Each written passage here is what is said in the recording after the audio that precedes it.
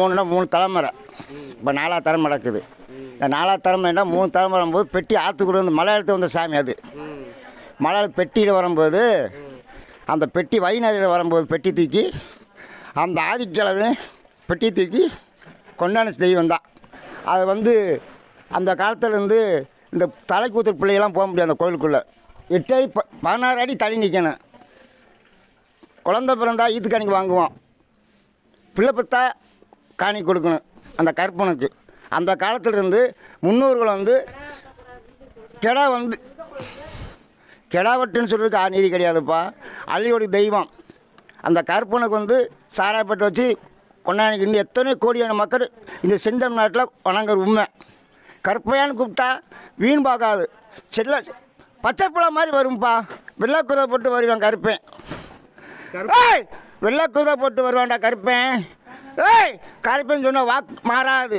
எந்த இடம் போனாலும் பட்டி பெரிய பால் பொங்கும்.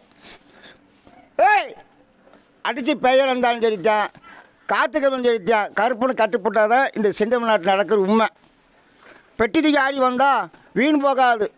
ஆடி வந்தாலும் சரி, கீஜாதி இருந்தாலும் சரித்தான், 3 ஜாதியில் கட்டுப்பட்டு தனி மஜா இருக்குது. இங்கே போனால் செல்லம் போலியும் அண்ணா கொலை போட்டவன் சீலக்காரி பெட்டி தூக்கி வந்து ஆடு மலரி ஆடி இறங்கும். காலமாக கோவில்கள்லையும் மற்ற இதுகளில் குலதெய்வ வழிபாடுகளையும் கிடா வெட்டி கொண்டாடுறதை வந்து ஒரு தவறாக கொண்டு வந்து ஒரு முற்போக்கு சிந்தனையாளர்னா பிற்போக்குவாதிகள் மாதிரிலாம் சில பேர் பேசிக்கிட்டு இருக்காங்க. ஆண்டாண்டு காலமாக பூர்வீகமாக இந்த மாசி கலரி இதுகளுக்கு வந்து குலசாமிக்கு படையலிட்டு பொங்கல் வச்சு கிடா வெட்டுறதுலாம் வழக்கமாக உள்ளது தான். இதை வந்து தவறாக சில பேர் பேசிக்கிட்டு இருக்கா. அதெல்லாம் தப்பு. அவங்க இஷ்ட தெய்வத்துக்கு அவங்க படையல் அமைச்சு பண்ணுறது வைக்கிற வந்து பாரம்பரியமாக 1000 ஆண்டுகளுக்கு மேலே நடந்துக்கிட்டு இருக்க விஷயம். இந்த விஷயத்தில் வந்து ஒவ்வொருவரோட வழிபாட்டு விஷயங்களை யாரும் தலையிடக்கூடாது. அவங்க வழிபாடாக அவங்க பண்ணிக்கிட்டு இருக்கணும். ஒருத்தர் வழிபாடை குறை சொல்லியோ வச்சு பண்ணக்கூடாது. இதெல்லாம் வந்து பாரம்பரியமாக ஒவ்வொரு சமுதாயம் ரீதியாக ஒவ்வொரு சமுதாயம் கும்பிட்டுக்கிட்டு இருக்கா.